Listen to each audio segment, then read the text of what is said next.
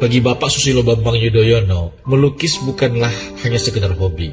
Di mata kami kader Demokrat, melukis bagi Pak SBY adalah kerja serius. Bahkan ia seperti anak muda yang berambisi mencari bentuk dalam kanvasnya.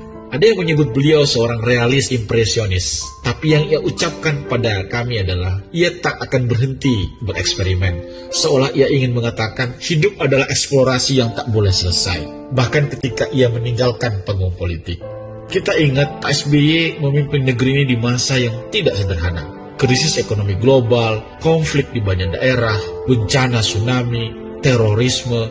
Pak SBY menghadapi itu dengan gaya yang sering ditafsir berbeda. Sebagian menyebutnya lamban, ragu, sebagian menyebutnya hati-hati. Ia percaya bahwa kekuasaan bukanlah pentas untuk akrobat, melainkan ruang untuk menimbang dan mendengar. Dan hari-hari ini, dua kata itu, menimbang dan mendengar, terasa berharga. Di tengah maraknya gaya kepemimpinan yang serba instan dan hasrat untuk viral, gaya menimbangnya Pak SBY justru terlihat langka. Ia tak hanya sabar, tetapi juga reflektif.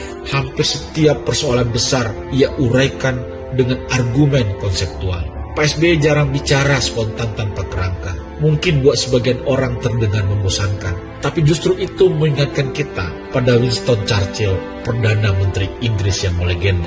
Ketika rakyat Inggris sedang gelisah di masa perang, Churchill tidak pidato dengan jargon dan pekik retorik, tetapi dia datang dengan penjelasan yang tenang, runtut dan logis. Dan dari sanalah kepercayaan mendapatkan akar yang kuat. Mungkin itu sebabnya Pak SBY menamai partainya Partai Demokrat. Kini Partai Demokrat telah berusia 24 tahun. Partai ini mengalami pasang surut. Tapi apalah artinya kemenangan dan kekalahan jika ia tak bisa hidup menjadi bagian dari masyarakat. Apalagi partai ini didirikan semacam agora, tempat bertemunya para Demokrat beradu gagasan, bukan hanya sekedar mesin elektoral. Kita tahu sejarah politik selalu bergulir seperti ironi. Demokrasi Athena pernah runtuh karena digilas oligarki. Tetapi gagasan bahwa warga harus punya suara tak pernah mati. Begitu juga bagi Partai Demokrat. Ia mungkin akan diuji oleh pasang surut kekuasaan. Tetapi jangan jatuh menjadi mesin pemburu kekuasaan. Sebab hanya partai yang berani menanam ide yang akan menjadi institusi peradaban. Dan peradaban seperti juga lukisan.